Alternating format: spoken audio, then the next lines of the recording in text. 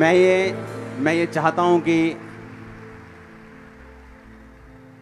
Bible में लिखा है जिसको सम्मान देना चाहिए उसका क्या करो, सम्मान करो।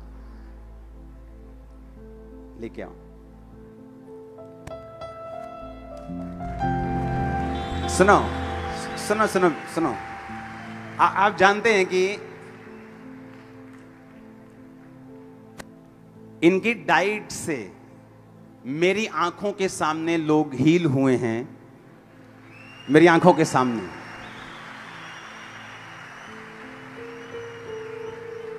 तारीफ करते रहो।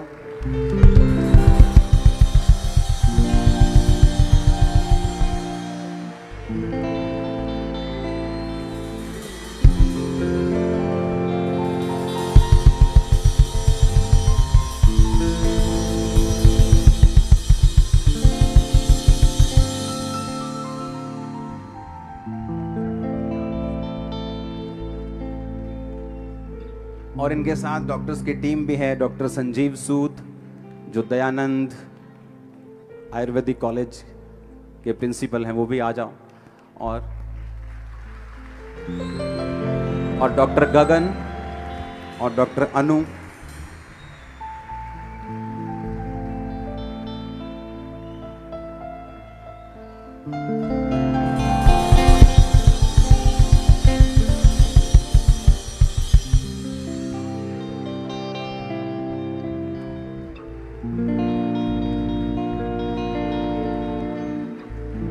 तारीफ करो जोर से।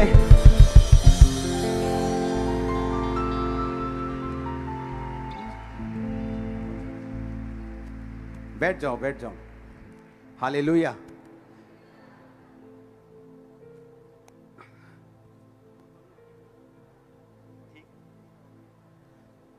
अपने हाथों को उठाओ, बोलो जो कुछ आज मैं सुनूंगा मैं मानूंगा खुदाबंद, मेरे विश्वास को बढ़ा यीशु मसीह के सामर्थी नाम में।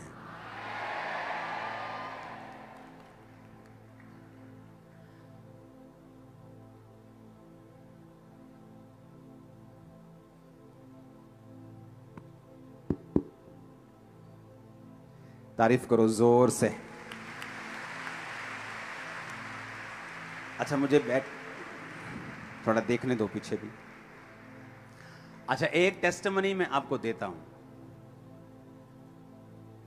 जो डाइट इन्होंने अपने इंटरनेट पे भी बहुत ये वायरल हुई थी और यहां पर भी मैंने बताई थी।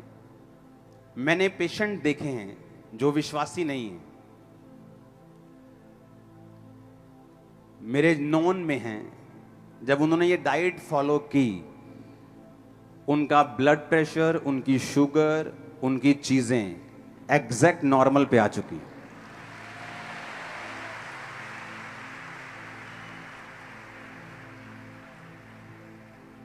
डॉक्टर साहब आप शुरू करो।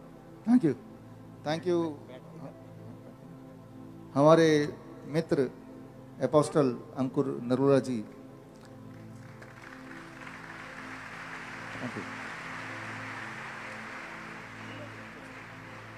और दयानंद आयुर्वेदिक कॉलेज के प्रिंसिपल डॉक्टर संजीव सूद जी।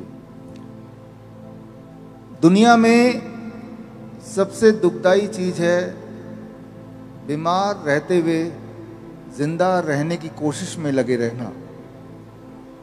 अगर आप सोचें, गॉड ने हमें इस धरती में भेजा है, क्या हमें दर्द देने के लिए, बीमारी देने के लिए भेजा है? अगर ऐसा नहीं है तो हमारे आसपास याद कीजिए, अपने आसपास देखिए, हमारे खुद को देखिए, बहुत लोग बीमार हैं। डायबिटीज़ है, हाई ब्लड प्रेशर है, हार्ट डिजीज़ है, कैंसर है। एक बार अगर ये बीमारी हो जाती है, आपने ये सुना होगा कि वो ठीक ही नहीं होती कभी। दवा लेते जाते हैं, बीमार पड़ते जाते हैं, दवा लेते हैं, बीमार पड़ते हैं।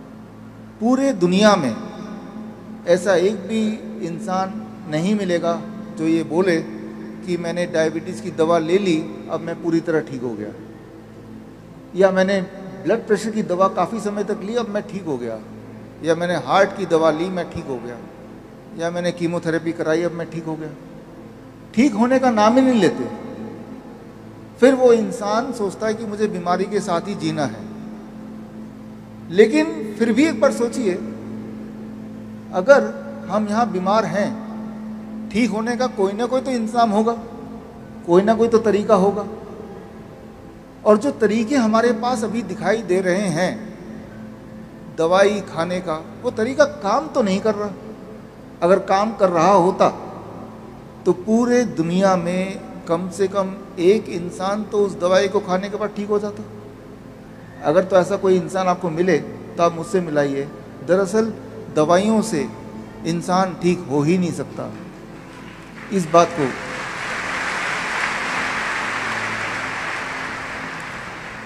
बात को समझना ज़रूरी है और समझना बहुत आसान भी। दवाइयों से इंसान ठीक क्यों नहीं हो सकता? इंसान उसी चीज़ से ठीक हो सकता है जो गॉड की बनाई हुई चीज़ है। दवाई इंसान की बनाई हुई चीज़ है। इस बात को थोड़ा आसान भाषा में मैं आपको समझाना चाहता हूँ। पहली बात तो जो हमारे मित्र अंकुर जी ने बोला, आज से 5 साल पहले मुझे आने का मौका मिला और तब ये सब नहीं था जो अभी छत देख रहे हैं हम।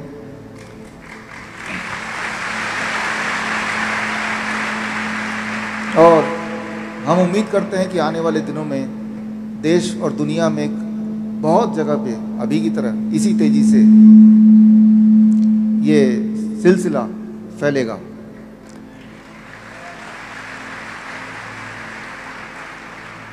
जिस डाइट की जिक्र अंकुर जी ने अभी की, DIP डाइट, जो पिछली बार मैंने बताया था, जो लोग पिछली बार नहीं थे, 5 मिनट में वो डाइट मैं बता देता हूँ और उसके बाद आगे क्या करना है वो बताऊँगा।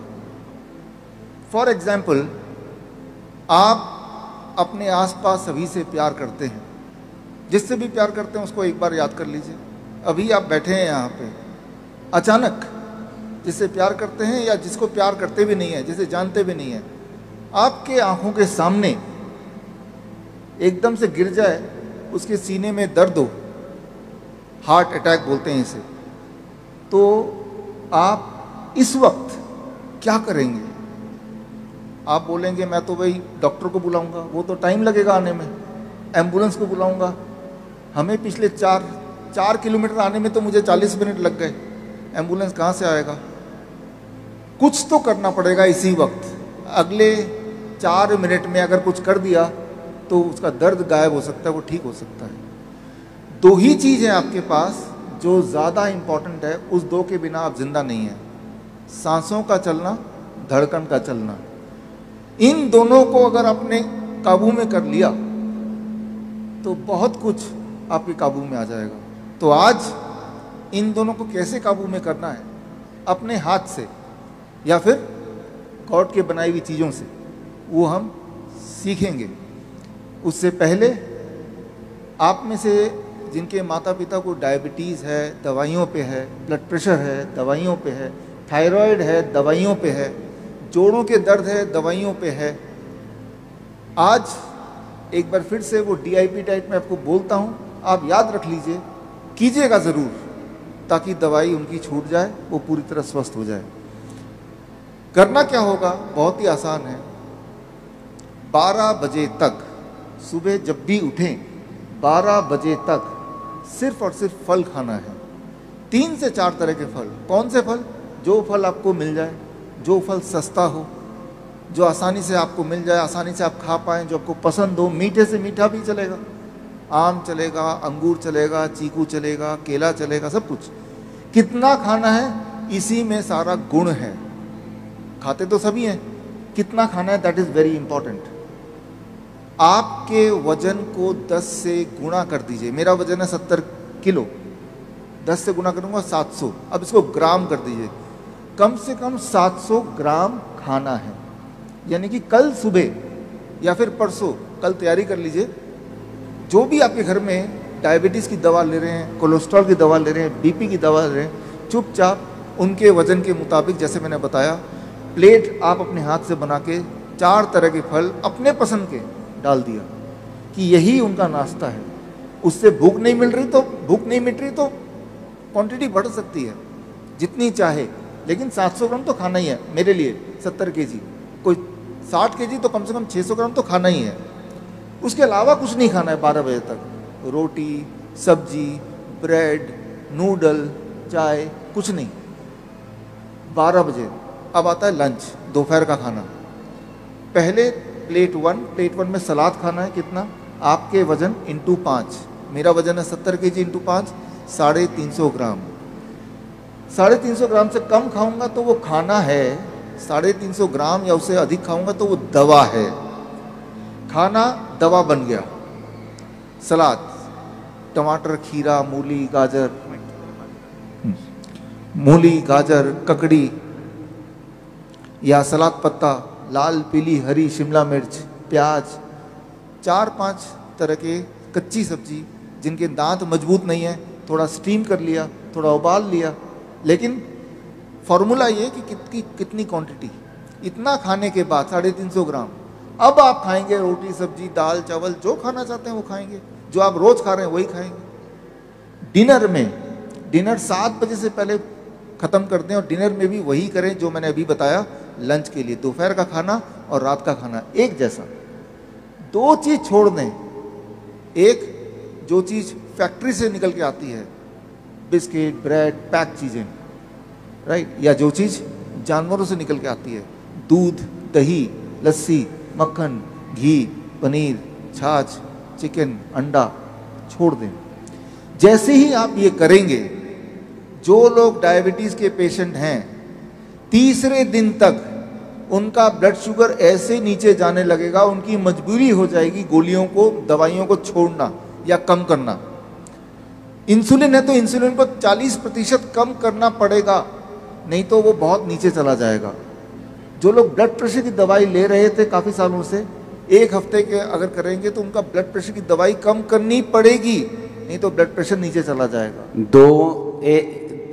3 टेस्टिमनीज हैं इनके डाइट की, जिनको मैं जानता हूं पर्सनली। एक आदमी जिसकी शुगर 550 के करीब थी और वो टीके लगाता था शुगर के, इंसुलिन के टीके लगते थे उसको। तो जब वो टीके लगाता था तो एक टाइम ऐसा आ गया उसकी लाइफ में कि जो टीके थे, टीके भी असर नहीं कर रहे थे।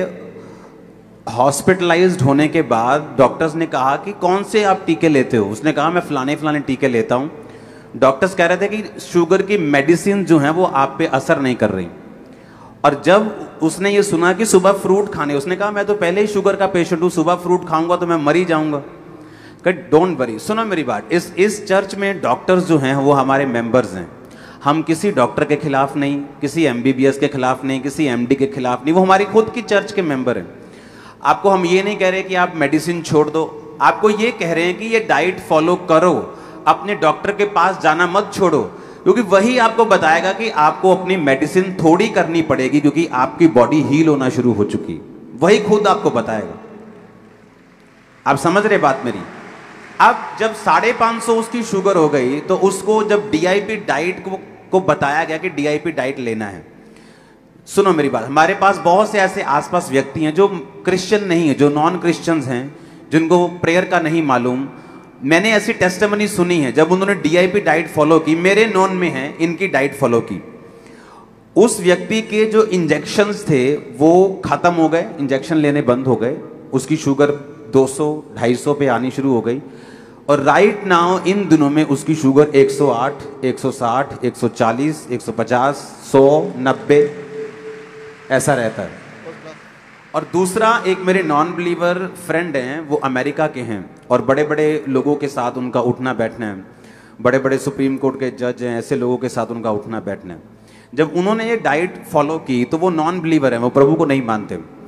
तो उनकी खुद की मुंह की टेस्टिमनी है कि ऐसा कैसे हो सकता है कि मेरा BP जो दवाइयों से कम नहीं हो रहा, वो इस डाइट से कम हो चुका है। जस्ट मॉर्निंग वो क्या करते थे, सुनो मेरी बात, जिनको BP की गोली भी लगी हुई, मॉर्निंग उठ के नारियल पानी पीना, साथ में कच्चा लहसुन, एक कच्चा लहसुन खाना, उसके बाद जितना भार है 80 किलो भार है तो 800 ग्राम फ्रूट खाना, दोपहर को 80 किलो भार है तो 350-400 ग्राम, 400 ग्राम वैसे बनता है लेकिन वो कम ही खाते लोग। 300-400 ग्राम सैलेड खाना जब खत्म हो जाए, सैलेड फिनिश हो गया, तो उसके बाद जो भी चपाती, भार कम करना है तो 1 चपाती, भार बढ़ाना है तो 2 चपाती, वो आप पे डिपेंड करता है कि आपने मैंने कम करना था, मुझे कोई प्रॉब्लम नहीं फिजिकली, लेकिन मुझे वेट कम करना था, मैंने डीआईपी डाइट से 20 किलो वेट कम किया है, बिना किसी प्रॉब्लम, बिना किसी मेडिसिन इमरजेंसी, जस्ट वेट कम किया। पहले से कहीं अधिक हेल्थी, कहीं अधिक स्ट्रांग, कहीं अधिक एनर्जेटिक। कैसे? सिर्फ दोपहर को सैलेड लेना है, साथ में नहीं खाना रोटी के, रोटी से पहले खाना है। अब प्रॉब्लम कहाँ आती है, लोग क्या सोचते हैं, जैसे यहाँ के बहुत सारे लोग जो हमारे हैं पूरे इंडिया में, उनकी सोच ये है कि साढ़े तो रोटी नहीं पूरी होंगी, दाल ही नहीं बना होंगी, रोटी नहीं बना होंगी, तो असी सलाद ते फ्रूट कित्थों खा लांगे। उनका क्या हल है कि वो मैं तो ऐसा सोचता हूँ कि बाद दे विच पित्ता घटाना 15-20 हज़ार ला के, हाँ, या पत्थरी का ऑपरेशन कराना, जे आप डाइट ही इन्ने दी खा लीए 6 महीने तो ऑपरेशन की लोड़ ही ना पवे आपां नूं। सही बात। ये ज्यादा वधिया कि पित्ता घटाना ज्यादा वधिया? अच्छा, जिन सिस्टर्स को यूट्रस की प्रॉब्लम है, जिनको सिस्ट हैं, अब यहां पे परमेश्वर सिस्ट को प्रार्थना से बाहर निकालता है, लेकिन मैंने फिर कहा डाइट इंपॉर्टेंट है। यीशु मसीह ने कहा, बाइबल में बहुत सारे इसके जिक्र हैं, जैसे लेवी व्यवस्था 11 उसकी 1 से 31 से बाइबल में जिक्र है कौन सा फल कौन सा मीट खा सकते, कौन सा चीज नहीं खा सकते। जिनको सिस्ट है, ये डाइट से सिस्ट भी गायब हो जाती है। डाइट से जब करेंगे धीरे धीरे सिस्ट कम होगा, डिसॉल्व होगा करते करते। और पथरियां भी, स्टोन है, सिस्ट है, वो गायब, वो कम होती खत्म हो जाएगा।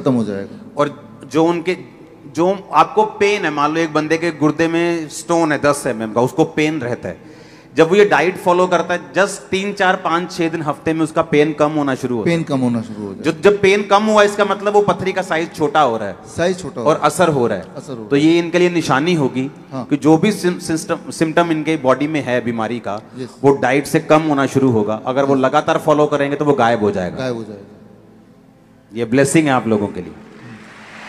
सुनो, अब मान लो सैलेड है, लोग बोलते हैं कि हम फ्रूट कहाँ से खाएं, हम इतना नहीं अफोर्ड कर सकते, या फ्रूट को या सैलेड को, है ना। जो सिस्टर डॉक्टर हमारे पास आपके साथ आई हैं, तो हम बात कर रहे थे, आपने फ़ोन पर भी हमने बात की कि जो ब्रेन के पेशेंट हैं, अगर वो कनक खाना छोड़ दें, आटा खाना छोड़ दें, तो वो हील हो जाते हैं। सिर्फ कनक खाने से लोग बीमार हैं, सिर्फ गेहूं की रोटी खाने से। हाँ। और वो सिस्टर बता रहे थे कि गेहूं 1901 के बाद बोई जानी शुरू की और कमर्शलाइज हो गई, और उससे पहले लोग जो थे वो मोटा अनाज खाते थे, कोई कोदरे की रोटी, है ना, बाजरा और क्या क्या होता है, रागी, बाजरा, कुट्टू, चना, जौ, और भी बहुत सारे मिलेट्स हैं। मिलेट्स के कई सारे प्रकार हैं, फॉक्सटेल मिलेट्स हैं, कोडो मिलेट्स हैं, बर्नयार्ड मिलेट्स। सुनो मेरी बात, अब जो मुझे मालूम नहीं, कोदरे का आटा और गेहूं के आटे में फर्क है? महंगा है कोदरे का बहुत? नहीं, महंगा नहीं है, सेम रेट है ना, थोड़ा बहुत। कम से कम अगर मुझे हेल्थी रहना है, अगर आपको हेल्थी रहना है, आटे को, गेहूं को अपनी जिंदगी से निकाल दो, दूसरी रोटी ऐड कर दो, आप बॉडी में फर्क देखना कितना होगा। जस्ट आटा चावल निकाल दो। मैं तो लंगर वालों को भी बोलूंगा एक दिन कि आटे की रोटियां बंद करो, इनको कोदरे की रोटियां खिलाओ, रागी की रोटियां खिलाओ, जौ की रोटियां खिलाओ, बाजरे की रोटियां खिलाओ। आप मेरी बात समझ रहे कि नहीं? जब मैंने इनकी डाइट सुनी, मैं इनको आपको अपनी टेस्टिमनी बताता हूं, मैंने इन पे बिल्कुल फेथ नहीं किया था। जैसे चर्च पे आके लोग फेथ नहीं करते ना, हीलिंग नहीं होती, झूठ बोलते हैं। तो जब मैंने सुना तो मैंने फॉलो नहीं किया, लेकिन बाद में मैंने जब फॉलो किया तो मेरा वेट कम हुआ, फिर मैंने फॉलो करना बंद किया। फिर बाद में मुझे मेरी बॉडी इंडिकेशन देने लग गई कि अब तुझे वेट कम करने की जरूरत है, क्योंकि मेरा वेट 110 से भी अबव जाने लगा, और मुझे लाल साइन मिलने शुरू हो गए थे सब तरफ से कि भाई साहब थोड़ा नीचे आना पड़ेगा मुझे। और हेल्थी वे में वेट कम करने का इससे अच्छा तरीका मुझे कभी नहीं मिला। ये मुझे बता रहे थे कि अगर आपको हीलिंग करनी है, आपको पथरी गायब करनी है, आपको सिस्ट गायब करनी है, 7 बजे के बाद खाना बंद कर दो। आपने कहा 7 बजे के बाद कि 7 रात को, वो क्यों? ये एक बहुत इंपॉर्टेंट बात है, इसको समझना जरूरी है। आपको खाना है 7 AM to 7 PM, 7 बजे से 7 बजे तक। अब जो 7 PM शाम को 7 बजे से लेके अगले दिन सुबह 7 बजे तक जब नहीं खाएंगे, जैसे फास्टिंग बोल सकते हैं, आपने कुछ खाया नहीं, याद रखिए आपका बॉडी लगातार उसको खाना चाहिए। जब आप खा नहीं रहे तब भी, तो क्योंकि आप खाना नहीं खा रहे हैं तो बॉडी क्या करती है, आपके अंदर जो सिस्ट बना हुआ है, स्टोन बना हुआ है, उस स्टोन को अगर आप निकाल के माइक्रोस्कोप में देखेंगे तो उसके अंदर कैल्शियम मिलेगा, मैग्नीशियम मिलेगा, विटामिन मिलेगा, प्रोटीन मिलेगा, वो सारी चीज़ें जो बॉडी को ज़रूरत है, वो कोई ख़राब चीज़ नहीं है। तो जब खाना नहीं खाते हैं तो बॉडी को न्यूट्रिशन कहाँ से मिलता है?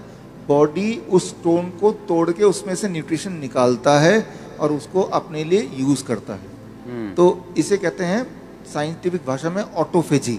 तो एक तरफ तो आपको उस स्टोन से आपका छुटकारा हो गया और बॉडी को न्यूट्रिशन भी मिल गया। और अगर किसी को थायराइड है, किसी को हार्मोन इम्बैलेंस है, आपने कहा बताया कि ये डाइट उसके हार्मोन इम्बैलेंस को भी ठीक करती है।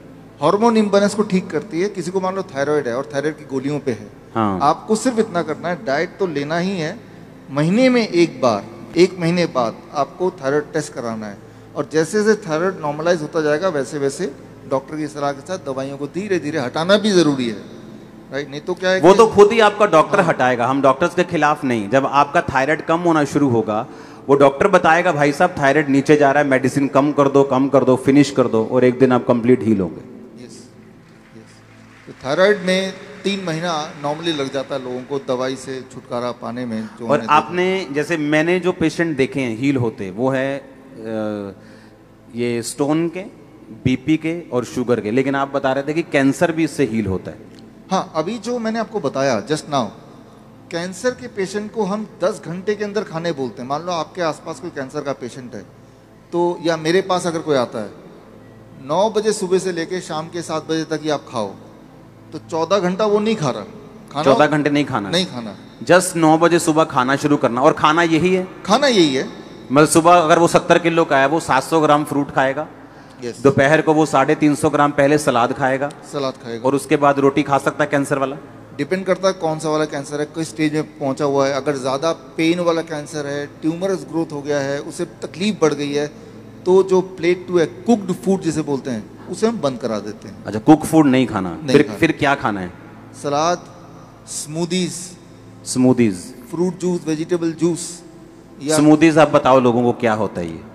स्मूदी बड़ा आसान है, आप कोई भी 3-4 कच्ची सब्जी ले लो, मिक्सी आपके पास होता ही है, टमाटर ले लिया, खीरा ले लिया, उसका जूस नहीं, स्मूदी बनाना है। स्मूदी, उसको आप मिक्सी में डाला, ऊपर से थोड़ा पानी मिलाया, वो जब मिक्सी चलेगा तेजी से तो वही चीज लिक्विड में आ जाएगा, ठीक है ना, यानी कि वही लिक्विड फॉर्म में आ गया। और उसको छानना नहीं है, और उसको पीना है। 1 गिलास पीने में 15 मिनट लगाना है।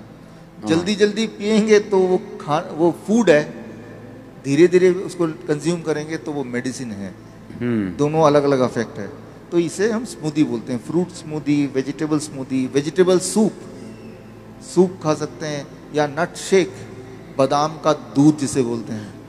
बादाम आपने लिया कम से कम 10-15, उसको पूरी रात भर भिगो दिया, सुबह उस बादाम को लिया, मिक्सी में डाला, थोड़ा पानी या नारियल पानी डाल दिया, एक केला भी डाल दिया अंदर, और उसको घुमा दिया, तो वो बन जाएगा नट शेक। नट दूध जैसे बन जाएगा, दूध की तरह बन जाएगा, दिखने में दूध की तरह लगेगा, बड़ा ही स्वादिष्ट लगेगा, बड़ा ही ताकतवर होगा।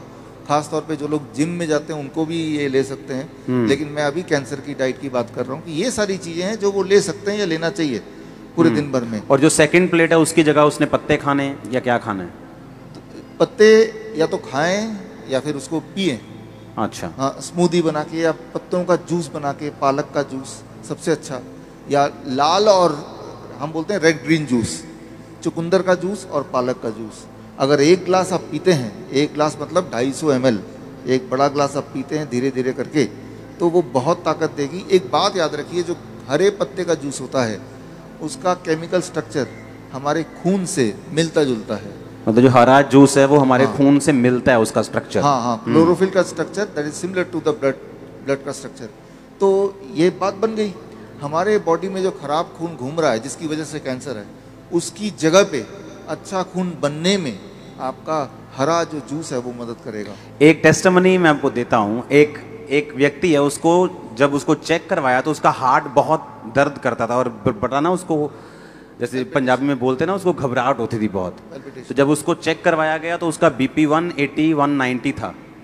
तो उसको जब डाइट पे दिया गया, डाइट पे लगाया गया, आप इमेजिन नहीं करोगे, विदाउट मेडिसिन मॉर्निंग वो नारियल पानी के साथ कच्चा लहसुन, उसके साथ फ्रूट, उसके बाद सैलेड, उसके बाद रोटी, सेम व्यक्ति बीपी 120 80 पे आ चुका है। एवरी डे चेक करते उसको, ऐसे ही होता है। यस, और पहले में मुझे बिलीव नहीं था, मैं सोचता था कि यही तो हम खाते हैं शुरू से, वही खा रहे हैं, तो बीमार है कोई तो वो वही तो खा ही रहे हैं। लेकिन आपने बताया कि खाने का तरीका, टाइमिंग और खाने का जो तरीका है और क्वांटिटी है वो वैसी ही होनी चाहिए, तब जाके वो काम करते। और आपने पिछली बार ये बताया था कि जो सैलेड है, जो फ्रूट है, वो एक ट्रैफिक पुलिस की तरह काम करती है आपकी बॉडी के अंदर। यस, कि अगर ट्रैफिक पुलिस नहीं होगी तो वो किधर भी लोग घुसेंगे। तो उसे ये नहीं मालूम बीपी कम रखना है या शुगर कम रखनी। अगर सैलेड है वो ट्रैफिक पुलिस है, फ्रूट है वो ट्रैफिक पुलिस है। वो बताता है कि कौन सी चीज कितनी बैलेंस में रखनी। और मैंने ये देखा है, मैंने देखा है पेशेंट ने शुरू किया, वो कुछ लोग यीशु मसीह को मानते भी नहीं, लेकिन उन्होंने मुझे लिख के भेजा कि दिस इज अनबिलीवेबल, कि मुझे बिलीव नहीं हो रहा, मैं 70 साल का हूं, मैं 80 साल का हूं, कि जस्ट यही फूड अलग तरीके से खा के मेरा बीपी एब्सोल्युटली नॉर्मल हो चुका है। अनबिलीवेबल बोलते हैं नीचे कि अनबिलीवेबल, यहाँ हमने सोचा भी नहीं कभी ऐसा हो सकता है।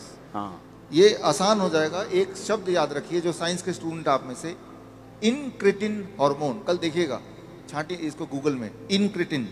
इनक्रिटिन जो है वो पेट में एक हार्मोन है। अच्छा, वही ट्रैफिक पुलिस का काम करता है।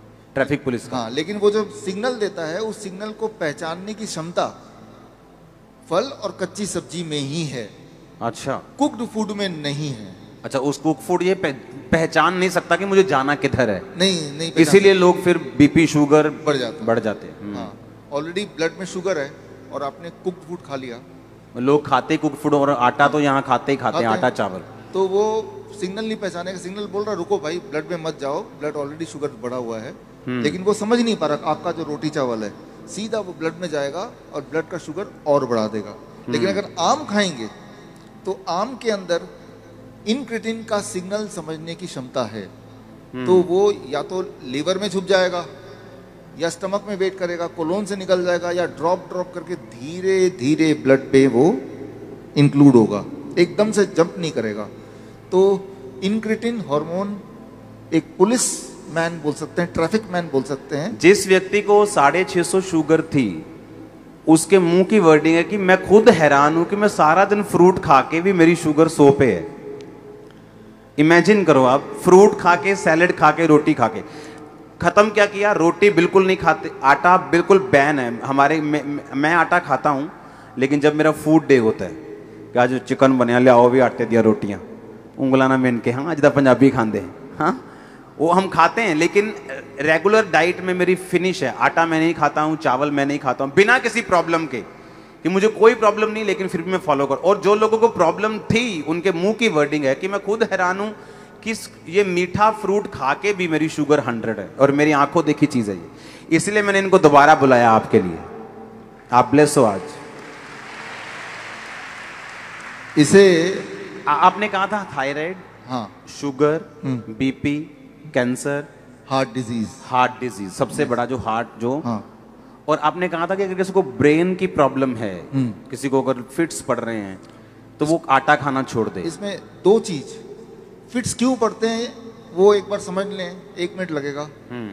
हमारे बॉडी में, ब्रेन में स्विच है, जैसे यहाँ पे लाइट का स्विच है, स्विच को ऑन करेंगे तो ही लाइट ऑन होगा, स्विच को ऑन ही नहीं करेंगे लाइट कितना भी हो वो जलेगा ही नहीं। सिमिलरली हमारे ब्रेन में ट्रिगर है। कुछ लोगों में, हम में से, वो स्विच ऑन होता है, यानी कि वो फिट्स ऑन होता है 2 ही चीज़ों से, एक गेहूं या फिर ग्लूटेन। गेहूं के अंदर होता है ग्लूटेन, गेहूं याद रख लीजिए, या फिर एनिमल प्रोटीन, मीट से, हाँ मीट से। तो ये 2 चीज जैसे ही आप हटा देंगे तो वो स्विच ऑन ही नहीं होगा, फिट्स पड़ेगा ही नहीं। मतलब गेहूं बंद कर देनी है, मीट बंद कर देना उन लोगों के लिए, हाँ, क्योंकि उनको ऐसा फिट पड़ रहा है, तो उनका बॉडी जो है सेंसिटिव है इन दोनों चीजों से। तो 2 को हटा दो, अब नहीं फिट पड़ेगा। दवाई कितना भी लेंगे फिर भी पड़ता रहता है, लेकिन ये जब ट्रिगर ही नहीं है तो फिट्स पड़ने का सवाल ही नहीं है। तो ये बात है। या कई बार क्या होता है कि वो लोग पैक्ड फूड खा लेते हैं, बिस्किट वगैरह खा लेते हैं, तो उसके अंदर भी अगर वो है जो उसको पता नहीं है कि गेहूं है या दूध से बना हुआ है, तब भी फिट्स पड़ जाएगा। उसे नहीं दिख रहा बिस्किट में क्या क्या है, लेकिन बॉडी को पता है। तो ये है।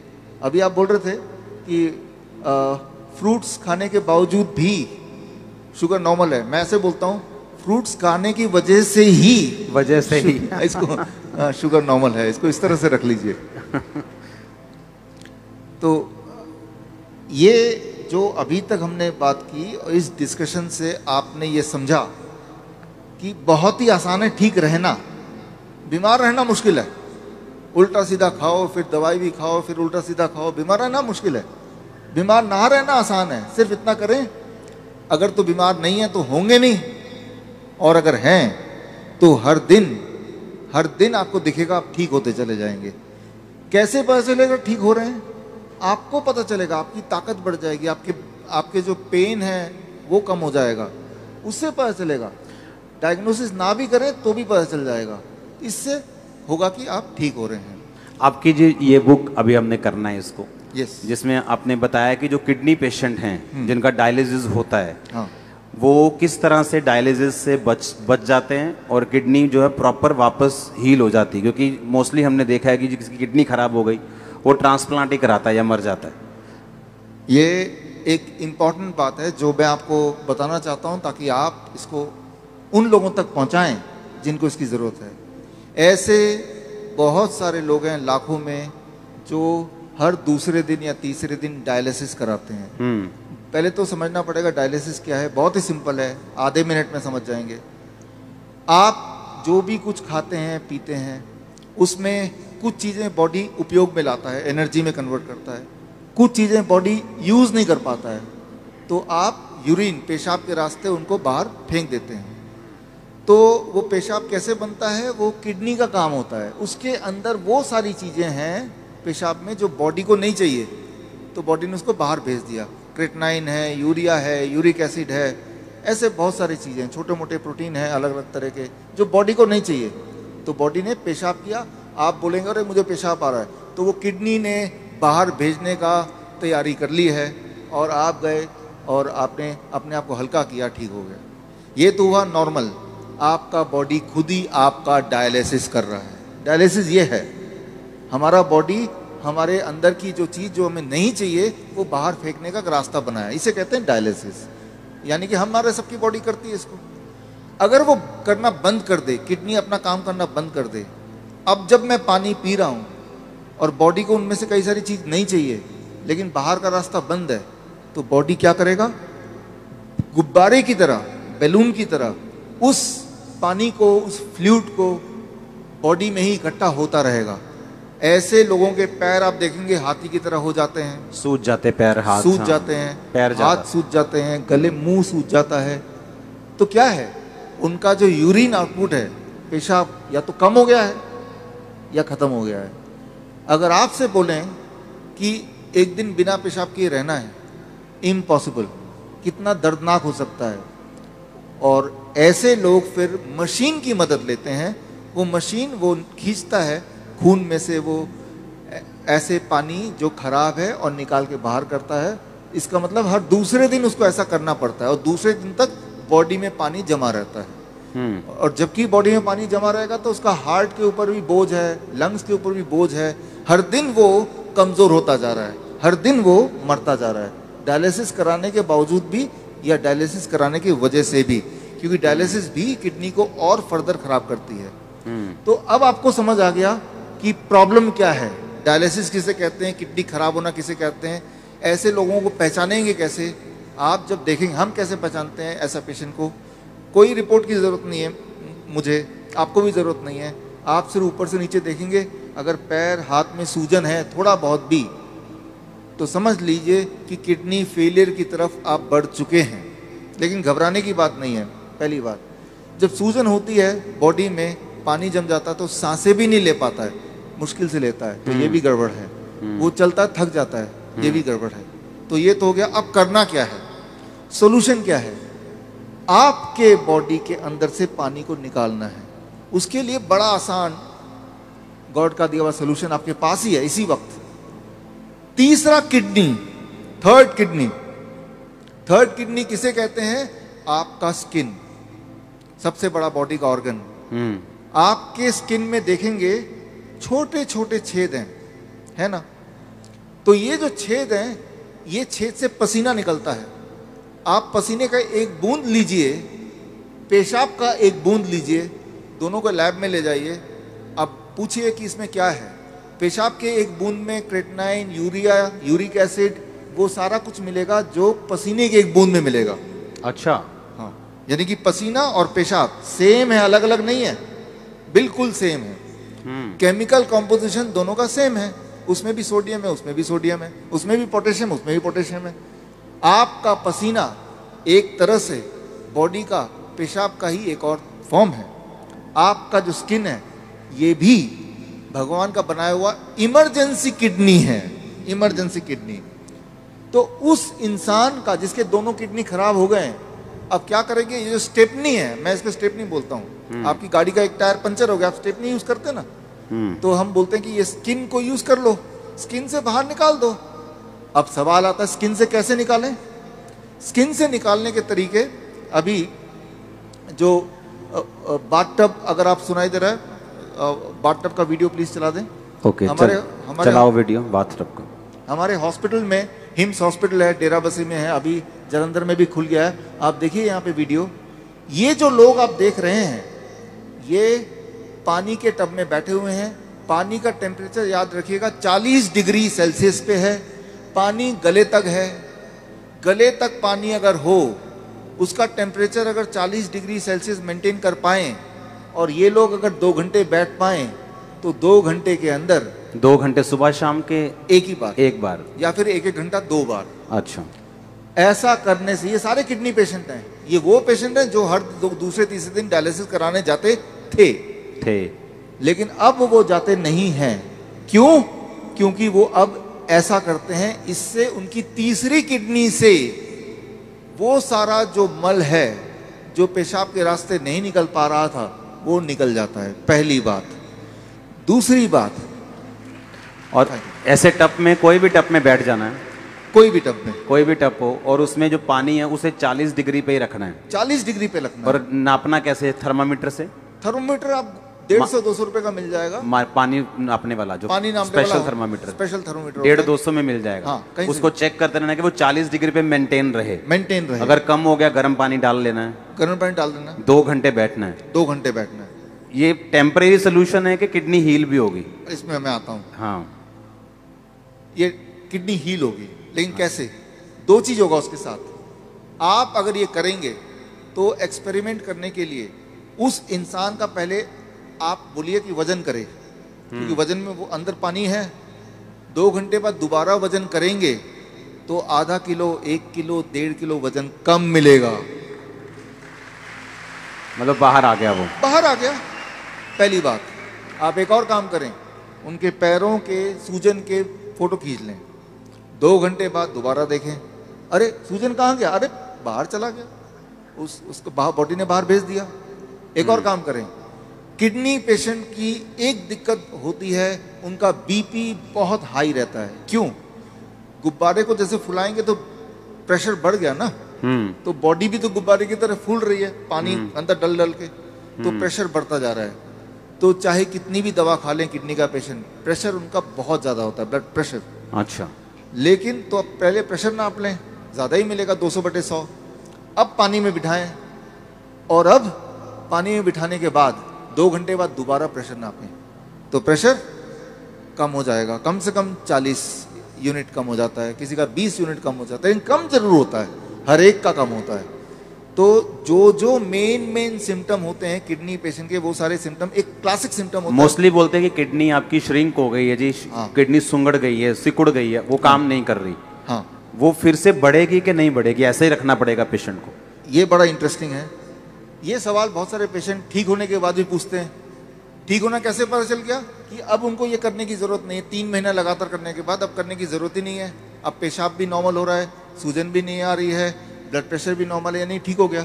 लेकिन वो क्रिएटिनिन और यूरिया, क्रिएटिनिन भी नॉर्मल आ गया, यूरिया भी नॉर्मल आ गया, यूरिक एसिड भी नॉर्मल है, सारा कुछ नॉर्मल हो गया, हाँ, ब्रीदिंग भी नॉर्मल है। साइज किडनी का। अब आता है साइज, तो साइज के लिए वो बोलता है तो DTPA स्कैन करने बोलते हैं। हालांकि हम रिकमेंड नहीं करते, लेकिन स्कैन कराते हैं। तो पहले वाला साइज उसके पास था, पहले भी स्कैन कराया था, 3 महीने बाद दोबारा स्कैन कराते हैं।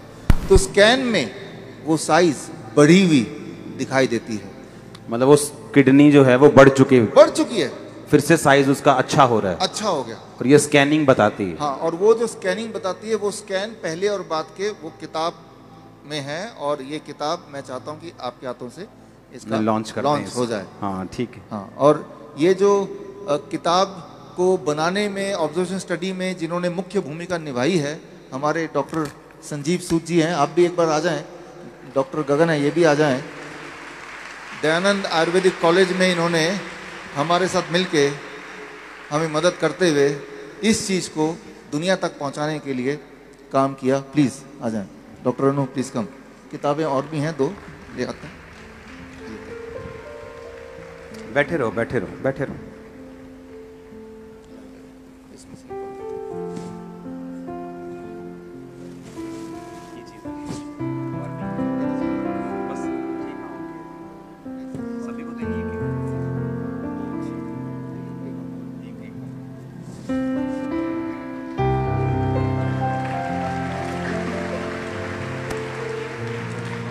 इसका नाम है प्रत्यारोपण, यानी किडनी ट्रांसप्लांट का अंत। हाँ।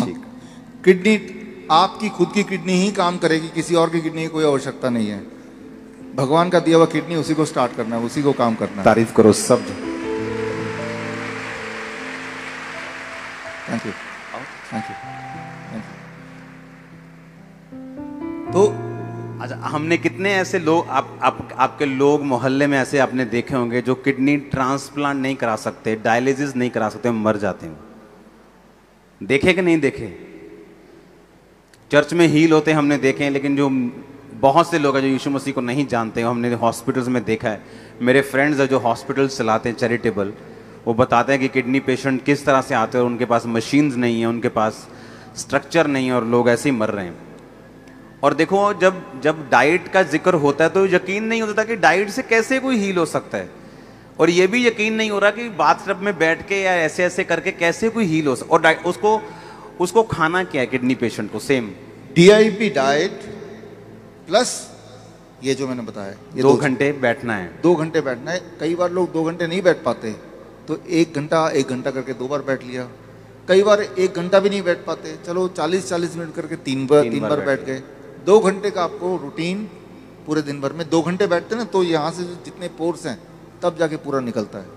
ये एक रूटीन बनता है। और 3 महीने बाद फिर उसकी किडनी अपने आप काम भी करना शुरू करती है। अपने आप काम करना शुरू करती है, तो फिर ये बंद कर देना है। डाइट चलेगा जिंदगी भर, डाइट चलेगी। हाँ, इसको बंद कर देना है। ये बंद हो जाएगा, ये बंद हो जाएगा, और पेशेंट नॉर्मल रहेगा। अब वो पेशेंट ही नहीं है। अब वो पेशेंट नहीं, अब पेशेंट नहीं है, वो आप और हम जैसे हैं। नॉर्मल हो गया वो, हमारे जैसे। हाँ।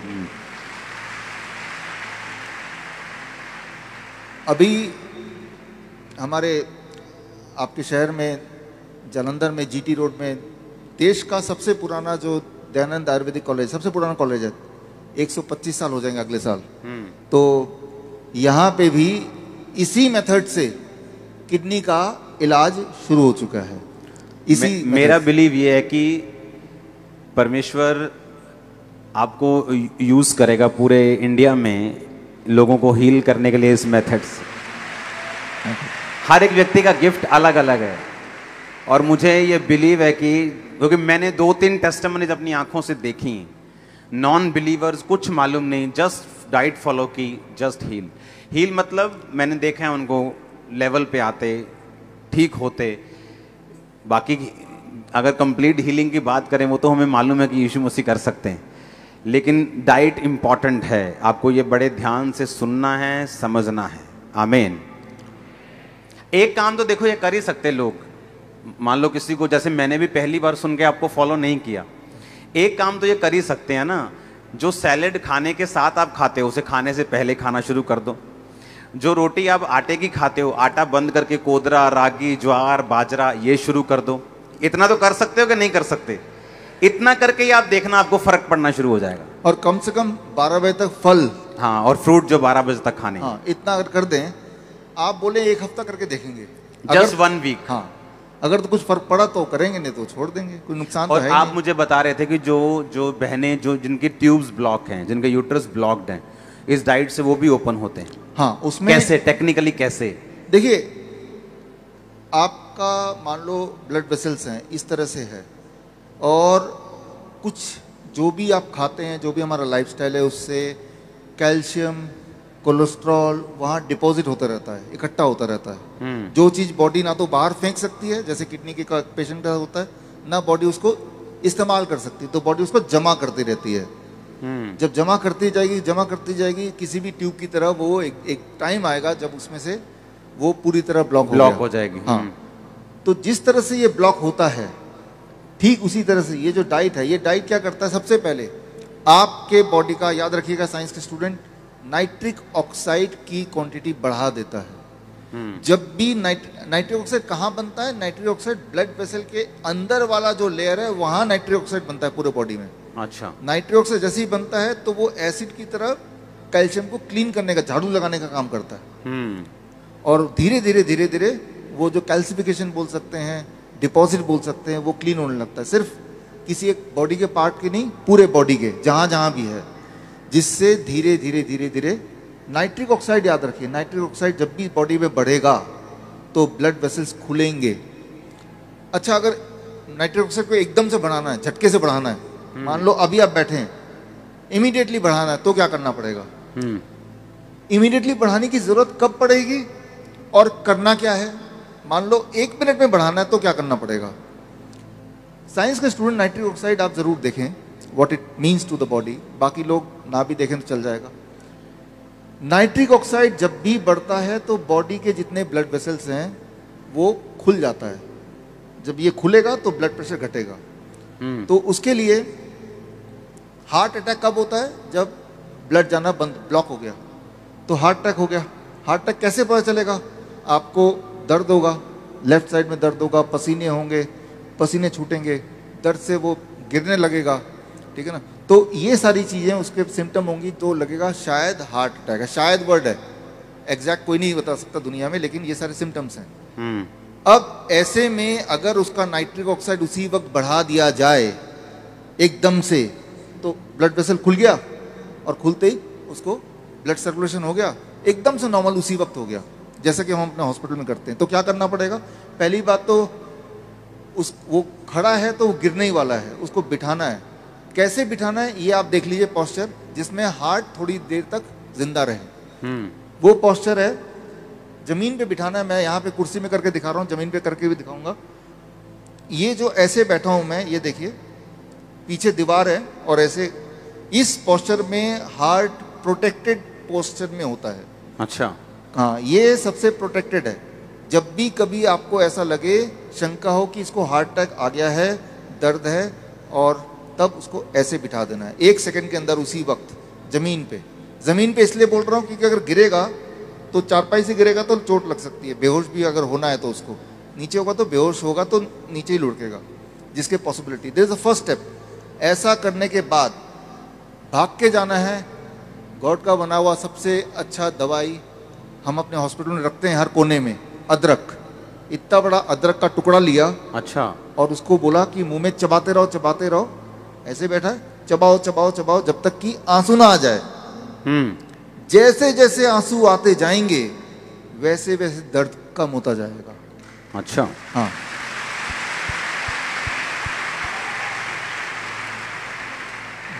दो बातें हैं, चाहे वो हार्ट अटैक हो, चाहे वो ब्रेन स्ट्रोक हो, पैरालिसिस आ गया, बॉडी का एक पार्ट काम ही नहीं कर रहा अचानक, तो वो चबाता गया। ब्रेन में किसी का क्लोट हो जाए और वो बेहोश हो जाता है। अगर तो बेहोश हो गया फिर तो चबा नहीं सकता वो। अगर नहीं हुआ तो उसको चबाए नहीं, हाँ, एक तो बेहोश नहीं हुआ तब तो चबाएगा वो। बेहोश हो गया तो उसको होश में लाना है। कैसे लाना होश में? 1 सेकंड में लाना है, उसी वक्त। हर सेकंड उसकी ब्रेन डैमेज हो रहा है, उसी वक्त लाना है। उसका एक तरीका का, ये जो हरी मिर्च है या लाल मिर्च है, उसको कूट के जीभ के नीचे जैसे ही आपने रखते ही वो एक ट्रिगर करेगा और एटलीस्ट वो होश में आने लायक हो जाएगा। लाल मिर्च, सूखी लाल जो मिर्ची पाउडर होता है वो? मिर्ची पाउडर भी चल जाएगा, या हरी मिर्च भी चल जाएगी। आपने कूटा, फटाफट जीभ के नीचे उसको डाल दिया। उस वक्त तो वो बेहोश है, उसको पता भी नहीं चलेगा, लेकिन एकदम से होश में आएगा। होश में आते ही अब चबाना शुरू कर दिया। तो पहले तो हम होश में लाते हैं। हमारी जो इमरजेंसी हेल्पलाइन नंबर है उसमें भी ये करते हैं। हमें पता है कि घर में ये दोनों चीज़ तो मिल ही जाएगी, ये तो हर एक के पास होगा ही। वैसे भी जब तक आप डॉक्टर को बुला रहे हैं, एम्बुलेंस को बुला रहे हैं, तब तक आप तब तक तो पेशेंट, मोस्टली हार्ट के पेशेंट तो वैसे भी खत्म हो जाते हैं। तो ये दोनों चीज अगर नहीं भी है तो आप रखिए, और परिवार के लोगों को पहले से ही बता के रखिए, पता नहीं कब जरूरत पड़ जाए। तो भगवान का दिया हुआ दवाई है, घर पे ही है, इस्तेमाल करना नहीं आता। अगर किसी के ब्रेन में क्लॉट आ गया तो वो क्लॉट कैसे खत्म हो सकता है? डाइट से? एक तो इमरजेंसी में कैसे खत्म होगा, ताकि एटलीस्ट सर्कुलेशन बना रहे, वो तो इससे। उसके बाद नहीं, एक बार ही खाना है अदरक, बस इतना उतना लेना है ताकि वो नॉर्मलाइज हो जाए, उतने एक बार। अगले दिन कुछ नहीं खाना, फिर डाइट पे आ जाना है। फिर डाइट पे आ जाना। इसका मतलब ये है कि आपके हार्ट में देयर इज ए ब्लॉकेज। अब उसको धीरे धीरे खत्म करना है। वो एक दिन में खत्म होगा नहीं, क्योंकि एक दिन में होना नहीं था। धीरे मतलब ये अदरक वाला प्लान एक दिन ही करना, 2-3 दिन नहीं करना। नहीं, उसी वक्त करना जब वो इमरजेंसी मेडिसिन है ये। आप ऐसे भी अदरक चबा के देखो, आंसू आने लगेंगे आपको, ऐसे ही टेस्टिंग के लिए। और वो चबाना पड़ता है। कई बार पेशेंट को 10-15 मिनट तक चबाता रहता है, आंसू आते रहते हैं, वो ठीक होता रहता है, रिवाइव होता रहता है। हाथ चलने लगे, पैर चलने लगे, वो खड़ा होने लगा, फिर जब ठीक हो गया चबाना बंद कर दिया। 15 मिनट तक भी कोई बात नहीं, चबाएगा। उसे अच्छा नहीं लगता, लेकिन आंसू आ रहे हैं, लेकिन चबाएगा। लाइफ एंड डेथ का मामला है ना। तो हार्ट को रीस्टार्ट करने का ये तरीका जो कोई भी कर सकता है घर पे, ये आपको समझना है और आपको लोगों को समझाना भी है। ये बड़ा आसान है। 2 ही चीज़ें हैं, हार्ट और दूसरा है लंग्स। सांसें अगर रुक रही हैं, आपने देखा पिछले 2 सालों में लोगों को ऑक्सीजन सिलेंडर नहीं मिल रहा, तो वो ऑक्सीजन सिलेंडर, देखिए यहाँ पे कितना ऑक्सीजन है ना। और जब आप सांस ले रहे हैं, आप ऑक्सीजन ले रहे हैं या हवा ले रहे हैं? एक्चुअली हम हवा ले रहे हैं। हमारी बॉडी ऑक्सीजन के लिए नहीं बनी, सिर्फ हमारी बॉडी हवा को लेने के लिए बनी। हवा में एक पार्ट ऑक्सीजन है, छोटा पार्ट वो भी। और जब ऑक्सीजन सिलेंडर लेते हैं तो मुख्यतः उसमें ऑक्सीजन ही होता है। हवा में नाइट्रोजन, बाकी चीजें भी, नाइट्रोजन होती है ज्यादा नाइट्रोजन। तो जबकि सिलेंडर में वो ऑक्सीजन ही होता है मोस्टली। और जितना ऑक्सीजन सिलेंडर लगाएंगे उतना निमोनिया बढ़ता जाएगा। तो वो एक तरह से ठीक नहीं कर रहा, थोड़ा बहुत आराम देगा शुरू में, बट वो अंदर से बीमार करेगा। हमारे जो कोविड सेंटर थे, तो हम देश का सबसे बड़ा कोविड सेंटर अहमदनगर में 1100 बेड वाला हमारा था। उसमें ना तो हमारे ऑक्सीजन सिलेंडर था, ना वेंटिलेटर था, ना दवाइयाँ थी।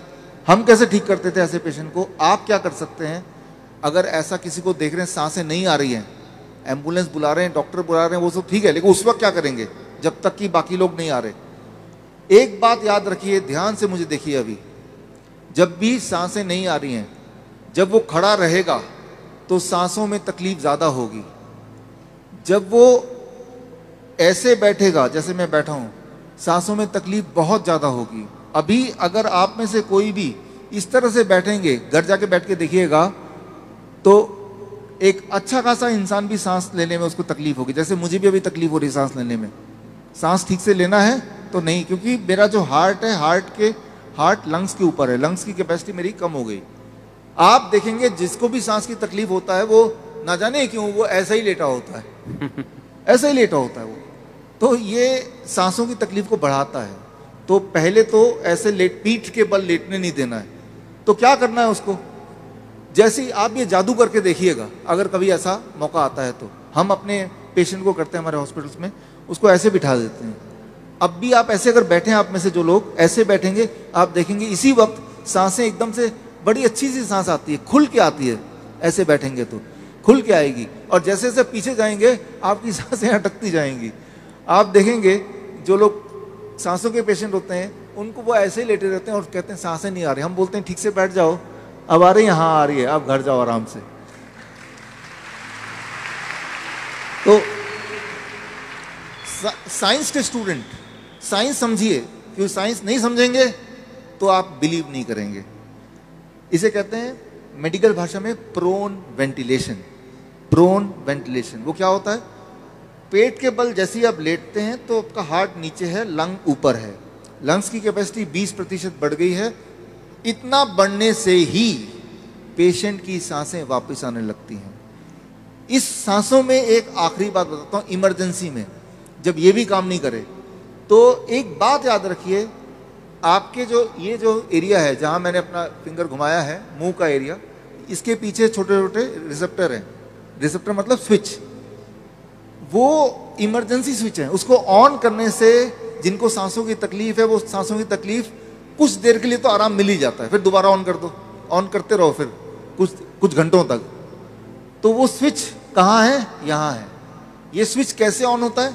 बहुत ही आसान तरीका है। 200 रुपए का इतना छोटा पंखा आता है, आपने देखा होगा, बैटरी वाला। अच्छा। उस पंखे को ऐसे बिठा के जब 6 इंच दूर रख के पंखा चलाएं, उसकी हवा जब यहाँ लगती है, उस हवा से वो स्विच, रिसेप्टर बोलेंगे इसको, वो ऑन हो जाता है और एकदम से उसकी सांसें आने की जो एक होता है फिजियोलॉजी, वो बदलाव आ जाता है। अच्छा, एक आपने बोला कि अदरक वो हो गया उसके लिए, हार्ट के लिए, हार्ट के लिए, ब्रेन के लिए भी, ब्रेन के क्लॉट के लिए भी, हार्ट वो अधरंग के लिए भी, हाँ है ना। ये तो हो गया कि इमरजेंसी ऐसे सामने बैठ के। एक है, इसको हील कैसे करना है? डाइट से, डाइट से हील करना है। डाइट क्या करेगा? ओवर पीरियड ऑफ टाइम काम करेगा, लेकिन उस वक्त उसको आराम देना है। उस वक्त आराम देने के बाद यही सिंपल डाइट, DIP डाइट। हाँ। और आप बता रहे थे कि जिसको कैंसर है उसको पत्ते ऐड करने हैं अपनी वेट के आधे। अगर वो 80 किलो है तो 40 ग्राम। देखिए, कैंसर है या अनयूजुअल हाई ब्लड शुगर है, और DIP डाइट के बाद भी जैसा आप बता ही रहे थे, फिर भी कुछ लोगों का कंट्रोल नहीं हो रहा या पूरी तरह कंट्रोल नहीं हो रहा, हाँ, तो फिर पत्ते, चाहे मूली के पत्ते हो, पान के पत्ते हो, धनिया, पुदीना, राइट, तो वो पत्ते लिए कितने? आपके बॉडी के वेट का आधा। मेरे बॉडी का वेट है 70, तो 70 का आधा 35 ग्राम। 35 ग्राम। हाँ, लंच से पहले चबा चबा खा लिया। मतलब वो सलाद खाना है? उससे पहले, सलाद से भी पहले पत्ते खाने हैं, हाँ, फिर सलाद खाना है, हाँ, फिर खाना नहीं खाना। अब ये डिपेंड करता है कि कैंसर का पेशेंट अगर है, बहुत पेन में है, तो खाने को हम बंद, थोड़ी देर के लिए खाना बंद। अगर फर्स्ट स्टेज कैंसर है, सेकंड स्टेज कैंसर है, तो फिर खाना खाए, तो फिर खाना खा सकता है। हाँ। पर ये पत्ते और सैलड खाने के बाद, पत्ते पहले खाना है, फिर सैलड, उसके बाद खाना। और एक दिन में ग्रीन और रेड जूस मिक्स करके पीना 1 गिलास। या तो मिक्स करें, या एक दिन ग्रीन एक दिन रेड कर लें, अलग अलग कर लें। पत्ते लंच में भी और पत्ते डिनर में भी। ये जो पत्ते हैं, याद रखिए, ये दवा है। पत्ते जब आप लेंगे, एक दिन करके देखिए, कोई अगर इंसुलिन डिपेंडेंट पेशेंट हो, जो इंसुलिन लेता हो, अगर कहीं ये वार्निंग है, वो ये पत्ते ऐड कर दिया DIP डाइट में, तो उसकी मजबूरी होगी पहले 3 दिन के अंदर ही उसके इंसुलिन को कम से कम कम करना पड़ेगा। 40% मजबूरी हो जाएगी, उसको बार बार देखना पड़ेगा, नहीं तो बहुत नीचे चला जाएगा इंसुलिन उतना ही ले तो कैंसर के पेशेंट की बात कर रहे हैं हम। कैंसर के 2 चीजें हैं, एक तो है कि धीरे धीरे ठीक कैसे करें, दूसरा है इमरजेंसी में क्या करें। मान लो उसको दर्द आ गया, कैंसर के पेशेंट को पेन की सबसे ज्यादा दिक्कत होती है, राइट। ऐसा दर्द कि जो सह ना सके, ऐसा दर्द जो मॉर्फिन से भी वो ठीक ना हो पाए, उसको क्या करना है। अभी आपको मैंने हॉट वाटर इमर्शन का दिखाया था, वो टब वाली वीडियो दिखाना फिर से। हाँ, वो टब वाली वीडियो जो दिखाया था, वो सिर्फ और सिर्फ किडनी पेशेंट के लिए नहीं है, वो कैंसर पेशेंट के लिए भी है। वो भी इसमें बैठ सकते हैं, वो भी इसमें बैठ सकते हैं। लेकिन एक बात जो आपने बोली थी, गरीब लोग क्या करेंगे। हाँ, हाँ, जो हॉस्पिटल नहीं आ सकते वो क्या करेंगे, उसका इंतजाम भी कर लिया हमने, उसका जुगाड़ कर लिया। घर में आपके जैसे लोगों ने ये सुन के घर जाके किस तरह से अपना जुगाड़ किया, गरीब से गरीब आदमी, टब बना लिया उन्होंने। हाँ, और कैसे बनाया, वो होममेड वीडियो प्लीज दिखाएं, होममेड वाला वीडियो। ये देखिए ड्रम के अंदर। अच्छा, ये भी काम कर रहा है। ओह वाह। पर इसमें गले तक पानी नहीं आ रहा। कोई बात नहीं। अच्छा, छाती तक आ रहा है। 2.5 घंटे बैठ जाएगा वो। अच्छा, ठीक है। हाँ, थोड़ा ज्यादा बैठ जाएगा वो। ये किडनी के पेशेंट हैं, और सेम कैंसर पेशेंट भी इससे। Cancer patient, kidney patients. ये फ्रिज को दरवाजा निकाल दिया फ्रिज का। अच्छा 2000 रुपए का फ्रिज, हाँ, सेकेंड हैंड, दरवाजा निकाल दिया। तो ये बाथरूम में इन्होंने एक दीवार लगा दिया, गर्म पानी तो आता ही है। हाँ। तो और आराम से बैठे हैं। ये इंजीनियर साहब हैं, इन्होंने खास पूरा पोर्टेबल बना दिया, कहीं भी लेके जाओ। अच्छा। हाँ, फिर उसमें बैठ जाओ, बच्चे को बिठाओ, बड़ों को बिठाओ। और आप कह रहे थे कि जिसकी बॉडी में सिस्ट है, जिसकी बॉडी में मान लो हड्डियों का पेन है, सर्वाइकल है, वो भी इससे हील होता है? वो भी इससे हील होगा। अगर सिस्ट है या पेन है सिस्ट की वजह से, या जिसको हिप पेन है, जिसको हाँ, नी पेन है, वो भी हील होता है? बॉडी में कहीं भी पेन हो तो वो हील हो जाता है। 1 घंटा बैठना है उसको 1 घंटा। डायलिसिस की तरह 2 घंटे नहीं बैठना? डायलिसिस के 2 घंटे नहीं बैठना, 1 घंटे से अच्छा खासा हील होता है, दर्द कम होता है। सिंटेक्स का जो टैंक है छत में, उस टैंक को आधा निकाल दिया, काट दिया। अच्छा। और काट के उसको बना दिया। तो पैसे की जरूरत नहीं ठीक होने के लिए, थोड़ा दिमाग की जरूरत है बस। और देखो, कोई महंगा काम नहीं, अपने घर आंच बन जाने हैं। और सुनो मेरी गल, ये सिर्फ आप लोगों के लिए नहीं है, आपके मोहल्ले में लोग हैं, किसी भी धर्म के हों, किसी भी जाति के हों, उनको बताओ, आपका काम है ये, उनको ब्लेस करना है आपने भी। एक बात आपको समझना होगा, हेल्दी रहने के लिए अगर कोई सोचे कि पैसे की आवश्यकता है तो वो नहीं, मैं मानता। हेल्दी रहने का अधिकार गॉड ने सभी को एक बराबर दिया हुआ है। आमीन। इसीलिए जब कुदरत को बनाया गया तो साथ में कुदरत की दवाइयां भी कुदरत में बिछा दी गई हैं। बाइबल में लिखा है जब परमेश्वर ने आदम को बनाया तो उसे बाग में रखा, उस बाग में सभी ग्रीनरी थी। तो उसका पैटर्न ये था कि उसे ग्रीनरी के अंदर रहना है। आदम को बनाने का पैटर्न ये था। पर आज ग्रीनरी नहीं है घरों में, आज नहीं है। तो लेकिन फिर भी उम्मीद है, तरीका है, उसके बावजूद भी आप अपने आप को ठीक रख सकते हैं बिना पैसे के। एक छोटा सा मैं तरीका बताता हूँ। आप में से कुछ लोग इंजीनियर हैं यहाँ पे, इंजीनियर, टेक्नीशियन, थोड़ा हाथ रेस करें। हाँ, काफ़ी सारे दिख रहे हैं। जो इंजीनियर्स हैं उनको ये बात समझ आएगी, और जो लोग इंजीनियर नहीं हैं, जो मैं अभी बता रहा हूँ ये आप कल अपने किसी इंजीनियर दोस्त से थोड़ा सलाह कर लीजिए, वो आपको मदद करेंगे। एक ऐसी दवाई की फैक्ट्री, ये मेरे आखिरी 5 मिनट है, ऐसी दवाई की फैक्ट्री आपके घर में कल से शुरू होने वाली है, जिसमें कितनी भी दवा पैदा करें, नींद ना आने की दवा, डिप्रेशन की दवा, जॉइंट पेन की दवा, डायबिटीज़ की दवा, बीपी की दवा बनाते रहें, वो ख़त्म ही नहीं होगा, मुफ्त में बनाते रहें। तो आपके घर में ये सारी दवाइयों की फैक्ट्री कैसे बनाना है, ये मैं अगले आखिरी 5 मिनट में आपको अभी बताने वाला हूँ। ध्यान सुनिए, एक ही बार बताऊँगा, राइट। देखिए, इंजीनियर्स, आपने भी हाथ रेस किया था, तो आपकी ये जिम्मेवारी है कि जिनको समझ नहीं आया तो उनको आप समझा देंगे। थोड़ी सी इंजीनियरिंग की नॉलेज, थोड़ी इलेक्ट्रिकल की नॉलेज होना थोड़ा सा आवश्यक है। मैं आसान भाषा में समझाऊंगा। एक बात याद रखिए, जो भी कुछ आप खाते पीते हैं, प्लस जो आसपास का आपका पोल्यूशन का एक वातावरण है जिसमें हमारा बहुत कंट्रोल नहीं है, प्लस हमारे आसपास रेडिएशंस हैं, इसमें भी हमारा कंट्रोल नहीं है। आप बोल ही रहे हैं कि अब तो ग्रीनरी उतनी रही नहीं, और एक अकेला इंसान कहाँ से ग्रीनरी कर देगा। तो कई सारी ऐसी चीज़ें हैं जिसमें हमारा वश फिलहाल नहीं है। तो ऐसे में हमें क्या करना है, और वो जो फैक्ट्री वाली बात वो क्या करनी है, वो मैं समझाता हूँ।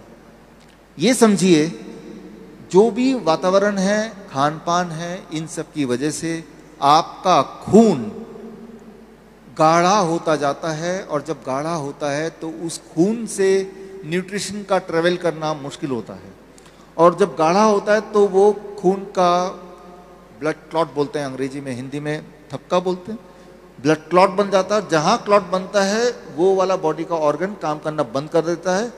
फिर बोलते हैं किडनी फेलियर, बोलते हैं हार्ट फेलियर, ऐसे उसको नाम दे देते हैं। अब वो जो क्लॉट है, खून का थिक होना, यही सारी बीमारियों का जड़ है। खून अगर आपका मोटा ना रहे, थिक ना रहे, तो सारी बीमारियां ठीक हो जाएगी। सवाल यह है कि खून को पतला या नॉर्मल कैसे करना है। उसका एक तरीका मैं बताता हूं, वो तरीका आपको समझना होगा। इस वक्त जैसे मैं बैठा हूं, आप बैठे, मैं इधर बैठा हूं, तो मेरे आसपास बहुत सारे इलेक्ट्रिकल फील्ड हैं, और मैंने जो खाया उल्टा सीधा मान लेते हैं, उन सबको मिला जुला के मेरे बॉडी के अंदर इस वक्त और आपके बॉडी के अंदर भी एक वोल्टेज, एक इलेक्ट्रिकल वोल्टेज डेवलप हो गया है। जैसे बैटरी के अंदर वोल्टेज होता है, आपकी बॉडी भी एक वोल्टेज डेवलप कर देती है। वो वोल्टेज बॉडी में कितना होता है, फॉर एग्जाम्पल मैंने नापा था कल 0.245 वोल्ट। इंजीनियर समझेंगे इसको, 0.245 वोल्ट कैसे नापेंगे? वोल्ट मीटर से नाप सकते हैं। तो सुनी सुनाई बात नहीं, वोल्ट मीटर खरीदिए, 2-2.5 हज़ार का आता है, आप नाप लीजिए आपके बॉडी का वोल्टेज कितना है, 0.245 वोल्ट या 0.3 वोल्ट। अगर इसको आप 0 वोल्ट कर दें तो आपकी नींद अच्छी आना शुरू हो जाएगा, डिप्रेशन चला जाएगा, डायबिटीज, वो जो डाइट नहीं भी कर पाते उनकी डायबिटीज ठीक होने लगेगी, हालांकि डाइट करना चाहिए आपको, और अगर जोड़ों में दर्द है वो ठीक होने लगेगा। तो बॉडी का जब खून पतला होगा तो हार्ट डिजीज भी ठीक होने लगेगा। सिर्फ एक चीज करना है, आपको अपने बॉडी का वोल्टेज कितना कर देना है? 0, 0 करना है। बॉडी के वोल्टेज को 0 कैसे करें, ठीक है ना? तो अगर कर दिया तो सारी बीमारियों का प्रॉब्लम ही खत्म। तो आपको अपने घर में एक फैक्ट्री तैयार करनी है जो आपकी बॉडी की वोल्टेज को 0 रखे। मैंने अपने घर में कर दिया है। कैसे किया मैंने अपने घर में? उसका वीडियो, इलेक्ट्रिकल एक वीडियो है, दिखाइए जरा सर। अच्छा, ये नहीं, इसका अगला वाला। अभी जब मैं यहाँ बैठा हूँ तो मेरे आसपास यहाँ पे एसी है, यहाँ पंखा है, मोबाइल है, वाईफाई है, बहुत सारे गैजेट्स हैं, इलेक्ट्रॉनिक गैजेट्स हैं, जिसकी वजह से मेरे बॉडी के अंदर इस वक्त इलेक्ट्रोमैग्नेटिक फील्ड एक पूरा तैयार हो गया है और एक पोटेंशियल वोल्टेज मेरे बॉडी में डेवलप हो रहा है। कितना वोल्टेज मेरे बॉडी में डेवलप हो रहा है उसके लिए ये जो मल्टीमीटर है, मल्टीमीटर से मैं चेक कर रहा हूँ। मल्टीमीटर का एक छोर मेरे हाथ में, दूसरा छोर यहाँ पे अर्थिंग पे लगाया हुआ है और आप देख रहे हैं मेरे बॉडी में इस वक्त जो वोल्टेज है दैट इज़ 243, 249, ये फ्लक्चुएट होता जा रहा है मेरा वोल्टेज जो बॉडी में इस वक्त है। ये वोल्टेज बड़ा खतरनाक है, ये जैसे जैसे बढ़ता रहेगा वैसे वैसे मेरे कैंसर होने की या हार्ट डिजीज़ होने के या ब्लड को क्लॉट करने के चांसेस बढ़ते जाएंगे। तो ये ऐसे ही बना रहा तो हम चाहे बाकी कितनी भी अच्छी एक्सरसाइज कर लें या अच्छा खाना खा लें तो ये हमें बॉडी में डैमेज करता रहेगा। तो इसके लिए हमें क्या करना है, ताकि ये जो वोल्टेज मेरे बॉडी में, ये वोल्टेज को ख़त्म करना है, इसको ज़ीरो करना है। इसको ज़ीरो करने के लिए आपको एक टूल तैयार करना पड़ेगा, इसका नाम है, इसे बोल सकते हैं अर्थ थेरेपी। अर्थ थेरेपी देखिए ये रहा मैंने तैयार किया अपने लिए कि जब भी मैं ऑफिस में बैठता हूँ या जब भी मैं बैठूंगा तो मैं इसके ऊपर दोनों पैर रख दूंगा। अब मैंने जूते पहने हुए, अब देखिए अगर मैं दोनों पैर ऊपर रख देता हूँ, दोनों पैर ऊपर रखने के बाद क्या यहाँ पे कोई बदलाव आता है? या कोई बदलाव नहीं आया। दोनों पैर, एक पैर रख दिया, दूसरे पैर पे रख दिया, there is no change in it, right. लेकिन अगर मैं अपने जूते उतार देता हूँ, ये देखिए मैं जूते उतार रहा हूँ, जूते उतार के अब मैं रखने जा रहा हूँ, अब आप ऊपर भी दिखाओ और दोनों एक साथ दिखने चाहिए, मेरे पैर रखते हुए भी और ये भी नंबर्स दिख रहा, नंबर भी साथ में और पैर भी। अब ये पैर रखा, आप सिमल्टेनियस देखिए, जैसे ही मैंने पैर रखा ये मैंने अर्थिंग टूल पे, अर्थ थेरेपी पे, और ये 0 हो गया। इस वक्त मेरी जो वोल्टेज है दैट इज 00000, राइट। यानी कि पूरे दिन भर में अभी तक मेरी वोल्टेज रहती थी 0.245, 246 डिपेंडिंग ऑन की आसपास के कितने सारे इक्विपमेंट थे। लेकिन अब मैं चाहता, अब मैंने पैर हटा लिया, हटाते ही अब देखो दोबारा से मेरे बॉडी में वोल्टेज जनरेट हो गया। तो ये जो अर्थिंग टूल है, ये अगर आप अपने बना लें घर पे, और जब ऑफिस में जब भी काम कर रहे हैं, घर पे जब बैठते हैं, इस तरह से आप अगर बैठते हैं तो ये दोबारा से ऑन करना पड़ेगा।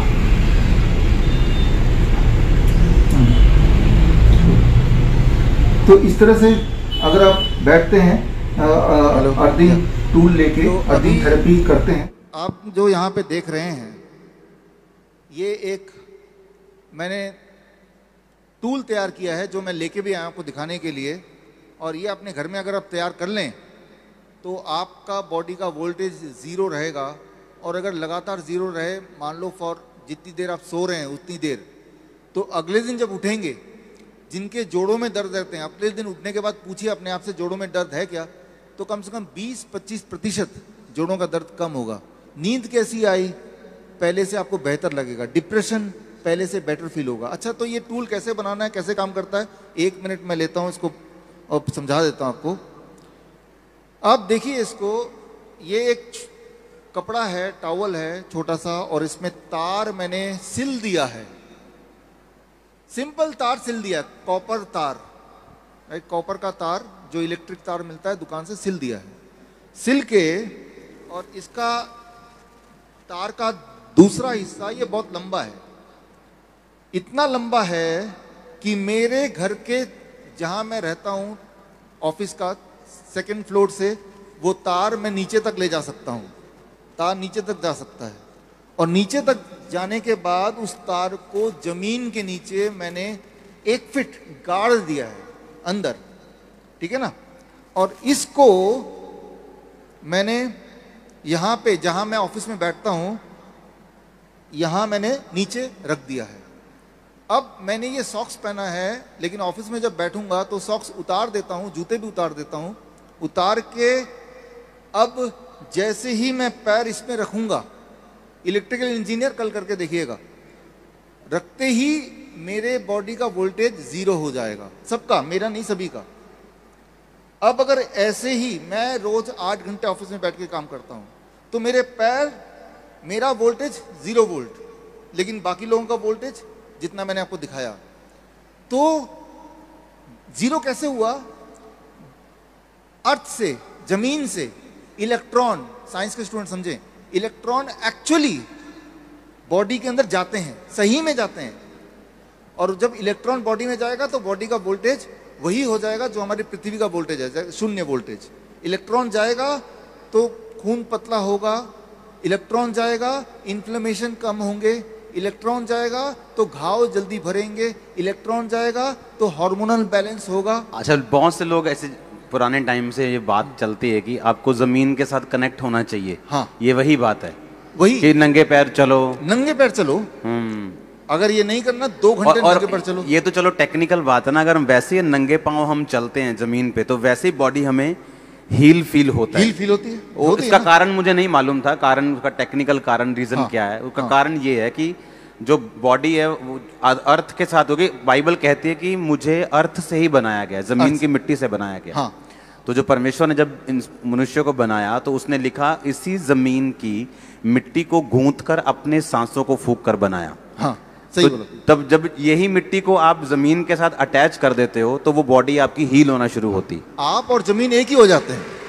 अच्छा, इसका कोई टेक्निकल आप मेरे को ये बताओ, ये वचन है मेरे पास एक, क्या जब हम खुश मन होके रोटी खाते हैं उससे फर्क पड़ता है कोई? उसका साइंटिफिक रीजन बताओ। देखिए, जब भी आप खुश होंगे तो हमारे बॉडी में जो हार्मोन बनते हैं वो बैलेंस में आते हैं। अच्छा, इसका आपके पास साइंटिफिक रीजन है कि खुश होके खाना खाने से क्या होता है? हाँ। क्या है इसका रीजन? जब भी आप खुश होंगे तो डाइजेस्टिव एंजाइम्स वो बनना शुरू हो जाएगा अपने आप बॉडी बनाती है, बॉडी हाँ ट्रिगर करती है। अच्छा, हाँ, डाइजेस्टिव एंजाइम बनेंगे तो जो आप खाएंगे वो डाइजेस्ट हो जाएगा। जब आप गुस्से में होते हैं तब कभी मत खाइए। अच्छा, खाना नहीं चाहिए, क्योंकि तब बॉडी के डाइजेस्टिव एंजाइम ऐसे हो जाएंगे, तैयार नहीं है। आप खाएंगे तो वो एसिडिटी होगी। अब देखो, जो बाइबल लिखी गई है वो तब कोई लैब्स नहीं होती थी, चीजें नहीं होती थी।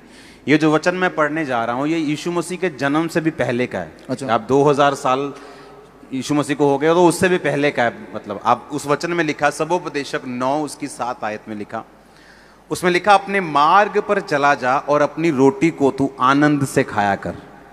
वो देखो वचन में लिखा, सिंपल बात है, सिंपल बात है कि अगर परमेश्वर कह रहा है कि जो तू रोटी खाएगा उसे आनंद से खाना है। हाँ। उसे डिप्रेस होके नहीं खाना, गुस्से में नहीं खाना, अपना काम कर और अपनी रोटी को विद पीस और जॉय के साथ तूने खाना है। यस। और इसका आज साइंटिफिक रीजन ये है कि जब हम खुश होकर खाना खाते हैं तो हमारे डाइजेस्टिव जो एंजाइम्स हैं वो बॉडी पैदा करती है और खाना पचता है, और खाना पचेगा तो बॉडी हील होगी। यस, सिंपल सिंपल तरीका ये। यीशु मसीह के वचन के लिए तारीफ कर दो जोर से। अब यही सुनो, अब यही बात आपको साइंटिफिक तरीके से हम बता रहे हैं कि अगर आप एक तार को अपने पाँव के नीचे रख के जमीन में गाड़ दोगे तो चाहे आप ऑफिस में बैठे हो, लेकिन अब हर बंदा जमीन पे बैठ के काम नहीं कर सकता, लेकिन आपने एक बिब्लिकल तरीके को पूरा कैसे किया कि आपने तार से अपने आप को पृथ्वी में जोड़ लिया, जिस मिट्टी से में हम बने हैं उसको अपने आप से जोड़ लिया, कनेक्ट कर लिया, ताकि वो जो हीलिंग परमेश्वर ने मुझे दी है वो मेरी बॉडी में एंटर करे। हाँ। और जो रोटी मुझे खानी है वो आनंद से खानी, और वो खानी है जो परमेश्वर ने बनाई। God ब्रेड बिस्किट जो इंसान ने बनाया वो नहीं खाना। गॉड मेड खाना है, मैन मेड नहीं खाना है। ब्रेड बिस्किट रस रस वो नहीं खाना, वो नहीं खाना क्योंकि है। वो इंसान ने बनाया। हाँ, ह्यूमन मेड नहीं खाना है, नहीं इंसान ने खाना। बनाया नहीं खाना है, जो परमेश्वर ने बनाया वही खाना है। वो खाना है। खाना खाने से Oh, पूछो Jesus, पहले कि- हालेलुया। इसमें एक चीज जोड़ूंगा, रात को जब आप सोते हैं, सोने से पहले ऐसा एक और बना के आप रख के सो सकते हैं। कोई करंट ना छोड़ दे। नहीं नहीं, करंट नहीं छोड़ेगा।